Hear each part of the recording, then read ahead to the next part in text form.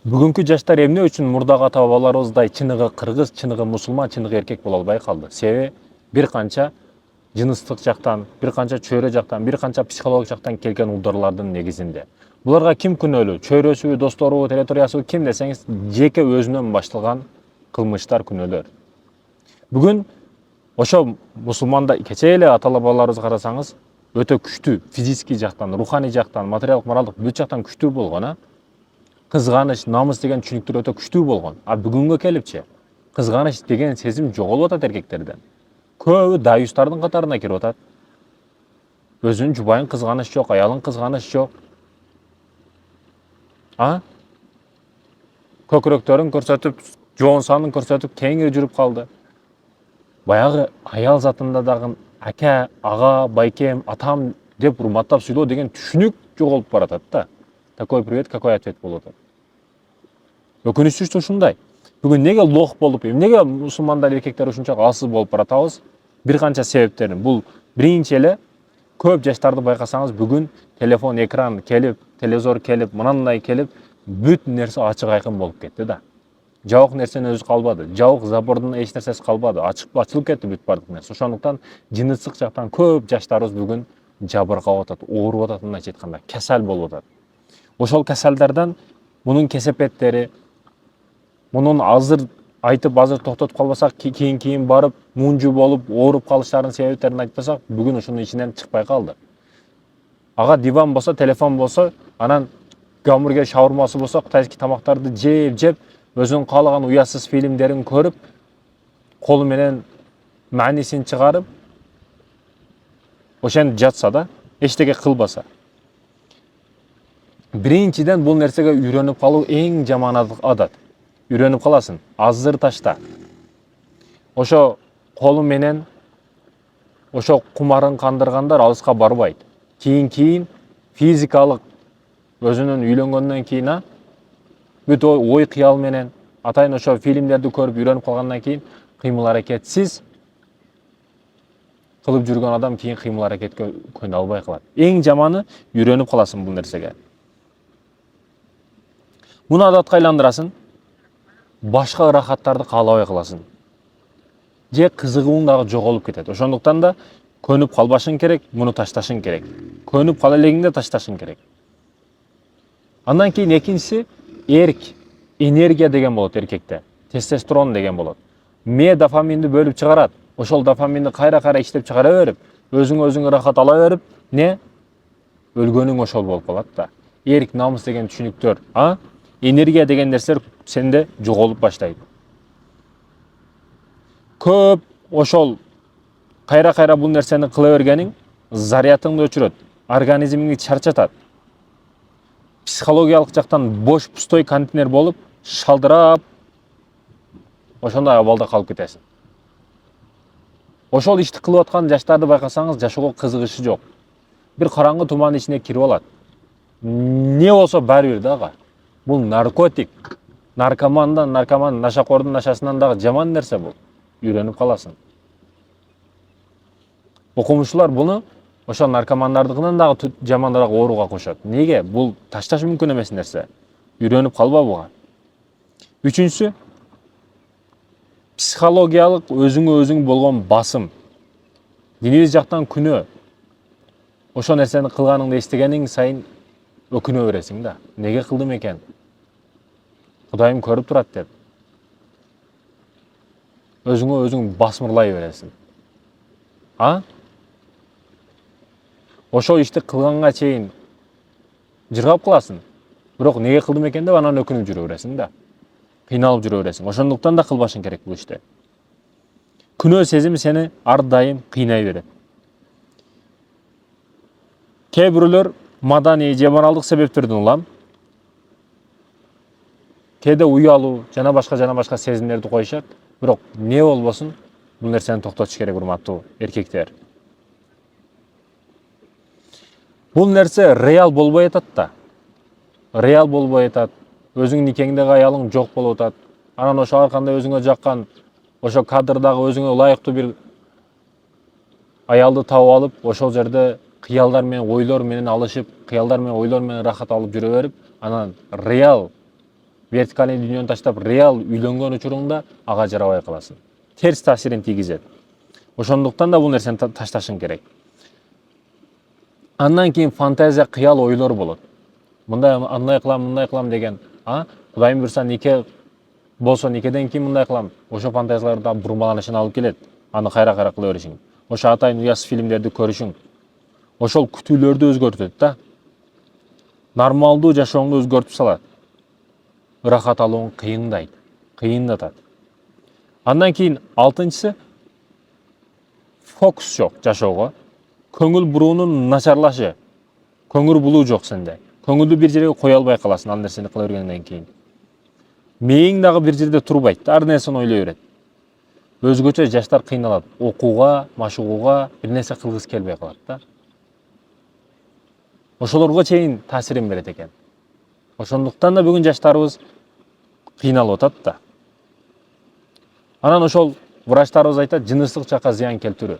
Бул колуң менен ар кандай ойной беришиң, жыныстык жакка ар кандай жараларды, ар кандай ооруларды алып келиши мүмкүн. Ошондуктан да ташташың керек бул нерсени, кылбашың керек. Кудай Таала ошентип жараткан бизди. Аялга бир точка берип, эркекке бир точка берип, мунун негизинде ырахат, мунун негизинде бала төрөлөт, адал нике менен деп. Бирок сен ар кандай ыкмалар менен Кудайдын эрежесин бузсаң, ал учурда өзүң гана кыйналганын кылат. Башка жолдору сага зыян алып келет жалаң. Физикалык зыян келтиресиң. Өзүңө болгон ишеним 100% түшүп кетет. Ошол ишти кылып жүргөндөрдү байкасаңыз, көбү семирип кеткен, курсу салып кеткен, жейт, ичет, караңгы комнатанын ичинде пепсиси, коласы жанында ошентип ичип жет, диван болсо болду, ошол жерде телефону мынандай каалаган нерсесин көрүп чыкпастан жата берет да. Жарыктык көрүшү каалабайт, күнгө чыгышты каалабайт. Ага ошо жалгыз болсо, ырахат бере турган телефону нафсын кандырып жата берет. Ишеним жок, коркок болуп калат. Ошол азыр балким сөзү сага жетип жаткандыр. Сен коркоксуң. Неге? Себеби сенде ушул нерсе бар да. Тестостерон түшүп кетет. Тестостерон ошо коркпоштукту бүт бардыгынын гормону болуп эсептелет. Сенде тестостерон жок, ошондо коркоксуң сен. Коркоктук, өзүңө ишенимдин жоктугу. Ошо ишти кылгандардын бардыгы коркок.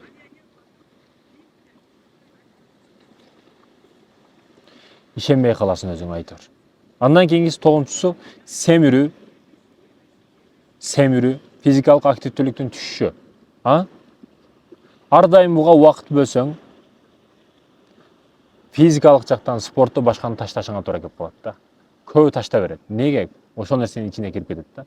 Кайда бир кыйналып калат, спорттон же талаада кетмен чабып, анан ырахат алыш үчүн келип дароо ошол нерсени кылат. Кыйналды, ырахат алды. Баягы кыйынчылыктарда көрбөштүн, унутуштун жолу ошол болуп калды да ал үчүн. Некен? Семирип кетет экенсиң бул ишти кайра кыла берсең. Неге? Себеби бул нерсени кылганда курсак ачат, курсакты бөкүртүп жейсиң каалаган кытайский тамагыңды, бул жырга айланат, кыймыл аракет жок себеби. Дароо майга айланып кетет. Ошондуктан да бул ишти кылгандарды байкасаңыз, жок дегенде курсагында майы бар. Ашча жыры бар. Болбосо өтө көп семирет. Андан кийин алыстоо, жакын туугандардан, бир туугандардан өзүңдү алыс кармашты баштайсың. Жалгыздыкты каалап каласың. Неге? Көпчүлүк жакпайт да сага. Сен ушул иш болсо болду сага. Эң жаман акыбеттердин бирөөсү ушул. Реал жашоодо чыныгы активдүү боло албай каласың. Вертикальный дүйнөдө кеттиң да сен ырахатка батып. Ошондуктан да алышың керек экен. Бул нерселерди ташташың керек экен. Жашооңон чийип ташташың керек экен, урматтуу мекендештерим. Андан кийинкиси, бул жолдорун айттык, зыяндарын эми кантип таштоо керек, кандай бул нерседен кутулуу керек, бир канча жолдорун айтып өтөмүн. Андан биринчиси эле максат кой. Эмне үчүн максат? Бардык нерседе максат маанилүү. Эмне үчүн таштагың келип жатат, ошону белгилеп ал. Максатың канча так болсо, мотивацияң дагы, өзүңө болгон ишенимиң дагы, өзүңө болгон күчүң дагы ошончолук күчтүү болот. Энергияны сактоо, көз карандылыктан арылуу, ишке көңүл буруу негизги маселе. Биринчиден. Экинчиден, ошол себептерин аныкта. Эмне себеп сени ошол нерсеге алып барат? Караңгы комнатабы, же бир жакшыраак тамак ашпы, же ар кандай картинкаларды көргөндө кызыгып кылып коесуңбу? Айтор ушул себептерди тыйышты башташың керек. Ошол ишке түрткөн нерселерди байкашың керек. Кээ бирөөлөр зериккенде ошол нерсени кылат. Кээ бирөөлөр бош калганда ошол нерсени кылат. Кээ бирөөлөр жалгыз калганда кылат. Кээде ошол уятсыз фильмдерди көргөндө кылып калат кээ бирөөлөр. Ошол себептерден арылышың керек экен. Ошондуктан да кереметтүү Куранда зынага жакындабагыла деп келет, аракка жакындабагыла деп келет. Баргыла кылгыла эмес, кылбагыла эмес, жакында барбагын деп келет. Аладан качууга аракет кылышың керек экен. Андан кийин үчүнчүсү сөзсүз түрдө абийирсиз, уяты жок фильмдерди токтотушуң керек. Эң негизги себептердин бири азыркы 21-кылымда бул нерсе өтө миллиарддаган акчалар которулуп, атайын уюштурулуп, кинолорго чейин кирип келди. Бул нерседен токтотушуң керек. Муну токтотпоюнча мүмкүн эмес. Аны көрбөй калсаң, автоматтык түрдө азаят негизи ошо кылып жаткан иштериң. Реал жашоого кайта баштайсың. Мээң тынчтана баштайт, байкасаң ошол нерсени. Физический жактан нагрузканы күчтүү бер. Спорт менен ашык, чурка, бас, спорт залга жазыл, бассейнде барып сүз. Йога менен машык. Бул энергияны сыртка чыгууга жардам берет да. Жегениң букадай анан тымтыйып курсак сылап жатсаң, ар нерсе арам ойлор оюңа келе берет. Ошондуктан да бир нерсе менен арек бол. Тоюп уктаба деген түшүнүк бар кыргызда. Жеп дасоркондун жанына жатпагын дейт эл ата бабаларыбыз. Бүгүнчү каалагандай курсак тампайып өзүнүн комнатасына кирип кетет телефону менен, не кылып атат, кандай эч ким менен иши жок. Семьяда да, чөйрөдө да. Ошондуктан да не кылышың керек экен? Спорт менен машык, энергияңды бир нерсе менен чыгарышың керек экен. Бош калба. Андан кийинкиси төртүнчү, эч качан бош калба, бекер калба, бекерчи болбо. Бош калышың менен жабышат шайтан дагы, бардык жаман ойлоруң дагы. Китеп оку, өзүңдүн хоббиң менен алек бол, курс оку, англис тилди үйрөн. Айтор бош калбагын. Бош калган убакта сөз түрдө бир нерсе план койгун. Бош калба, бир нерсе менен алек бол. Андан кийин адамдар менен көбүрөөк аралаш, элге көбүрөөк кошул, кызматтарга бар. Адамдар менен реал жашоодо көбүрөөк мулакат кыл. Жалгыздык бул негизи рахаттын бир жолу да. Жалгыз калганда ошол нерсени кыласың. Жалгыздыктан кач, коомго аралаш, достор менен жолук, үй бүлө менен убакыт өткөр. Бул өтө маанилүү. Адамдар менен айтор коомго кошулат экенсиң. Өзүңдү өзүң баса бил, тынчтануунун ыкмаларын үйрөн, намаз оку, дарат ал, бир чык этип эле оюңа келип калуу, дароо дарат ал, намаз оку, айтор өзүңдү алаксыз. Тынчтан, намаз оку, терең дем ал, стресстен арыл. Ошо стресс болуп калганда кээ бирөөлөр ошол нерсени кыла берет да. Катуураак бир нерседен коркпаса же чочупаса, айтор ошол нерсе басып берет деген мааниде ошол нерсени кыла берет. Бул бирок таптагыр туура эмес. Өзүңө күндөлүк жүргүз.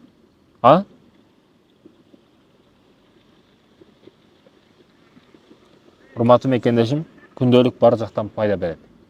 Бул жөнөкөй маселелерди дагы, эмне үчүн карман албай калдың, эмне себеп болду, буларды дагы кээде жазышыңа туура келет. Бул нерселерге сабыр керек. Башында кыйын болот, бирок ташташың керек.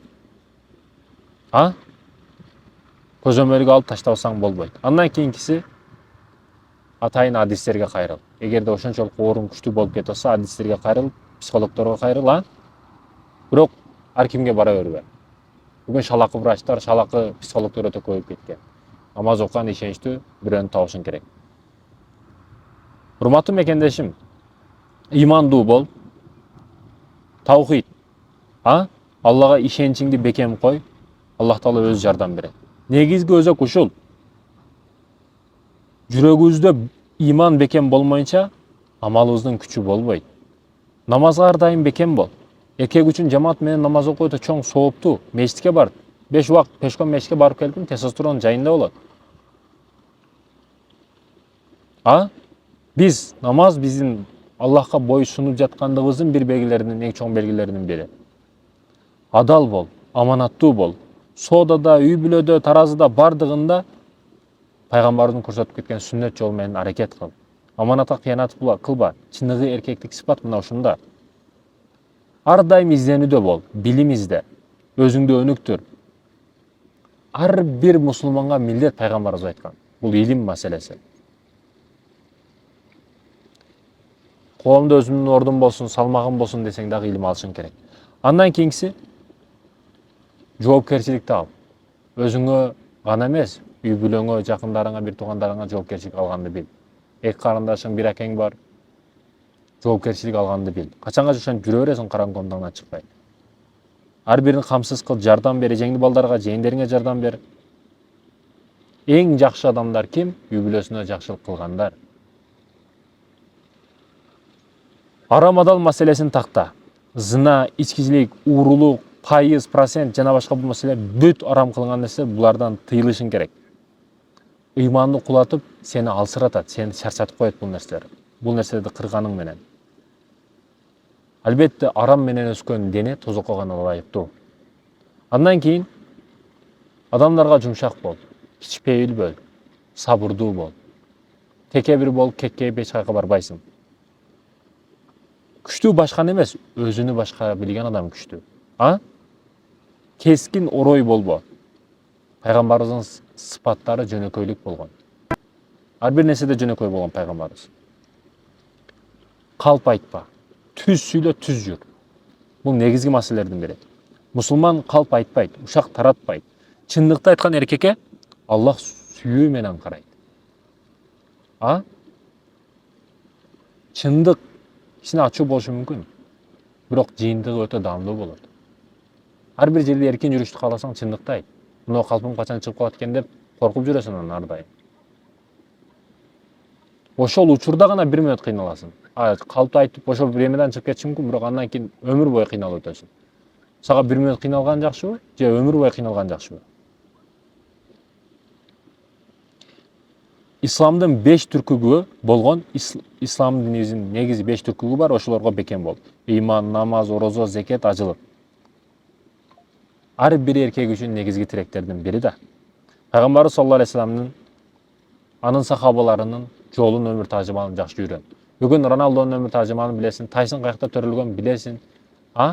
Кээде алардын аялдары каяктан, аны дагы билесиң, бирок пайгамбарыбыздын өмүр баянын билбейсиң.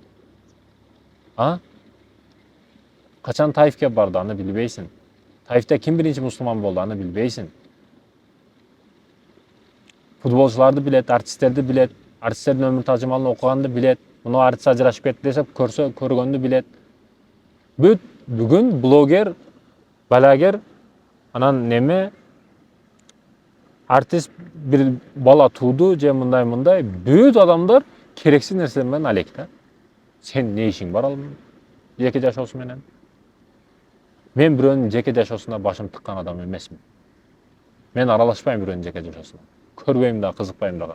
Тем более ушул артист блогерлерди. Соордон кечке жатса турса бүт бардыгын көрсөтөт, эл көрүп отура берет де. Сен продуктта берүүчү бол, алуучу эмес. Сен жемишти берүүчү бол, алуучу эмес, жечү эмес. Жөн гана мусулман эмес, мумин, таква, чындыгы ыймандуу болууга аракет кылышыбыз керек экен, ар бирибиз. Ошондуктан мусулмандар, азыркы эркек жигиттер тумандан чыгайлы, реал жашоого кайтайлы. Вертикальный дүйнөдөн алыстайлы. Телефон иштетпей кой деген жерим жок. Бир убакыт бөл. Кыска нуска сайттардын кереги жок. Сага пайдалуу кайсы бири пайдалуу? Ошону гана бергиле. Алтын башыңыздар аман болсун. Чындыгы эркек мусулмандардан болойлу. Ассаламу алейкум ва рахматуллахи ва баракатух.